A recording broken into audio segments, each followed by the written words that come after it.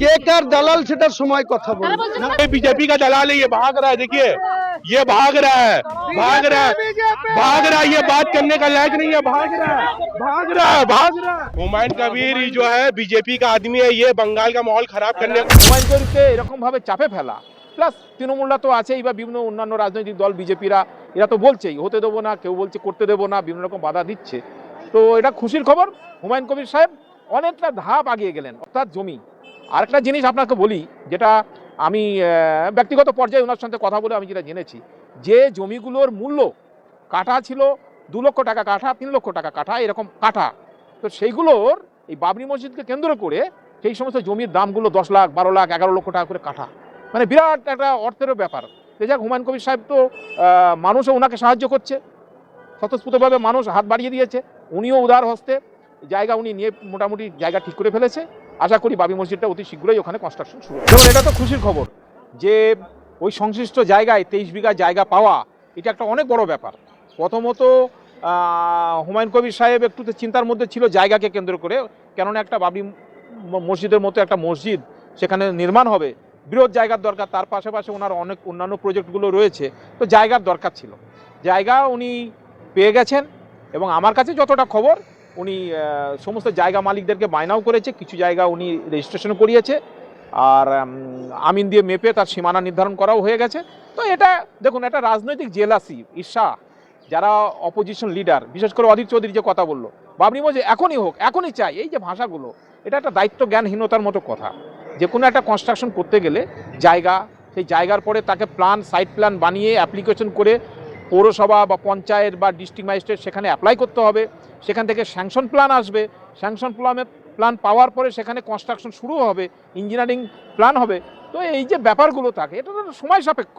এখনই করকার, আরে তুমি 5 বারের এমপি ছিল অধীর চৌধুরী সাহেব, তো আপনার মতো লোকদের এরকমভাবে রাজনৈতিক প্রতিহিংসা পরায়ণ হয়ে হুমায়ুন কবিরকে এরকমভাবে চাপে ফেলা, প্লাস তৃণমূলরা তো আছেই বা বিভিন্ন অন্যান্য রাজনৈতিক দল বিজেপিরা, এরা তো বলছেই হতে দেবো না, কেউ বলছে করতে দেবো না, বিভিন্ন রকম বাধা দিচ্ছে।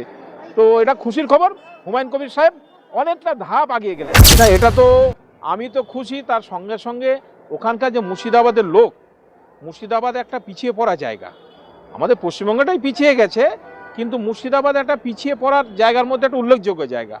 তো সেখানকার মানুষ আমি দেখেছি লালগোলা প্যাসেঞ্জারে রাত 12টা ট্রেনে করে ভোরবেলায় আসছে, মানে ট্রেনে দাঁড়াবার জায়গা থাকে না রাতে, কেননা সব পেশেন্ট পার্টি আসছে সকালবেলায় এনআরএস হসপিটাল, পিজি হসপিটাল, বিভিন্ন জায়গায় আউটডোরে ডাক্তার দেখাবে।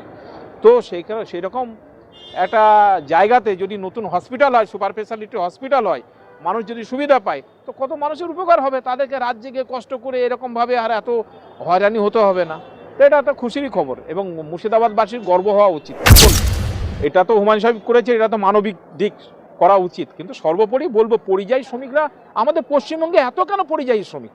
ওই আমরা তো উড়িষ্যা থেকে লোক আমাদের বাংলায় কাজ করতে আসছে না, বা মহারাষ্ট্র থেকে আসছে না, পাঞ্জাব থেকে আসছে না, আমাদের লোকগুলো ওই সমস্ত জায়গাগুলো উড়িষ্যায় বিভিন্ন জায়গায় যাচ্ছে।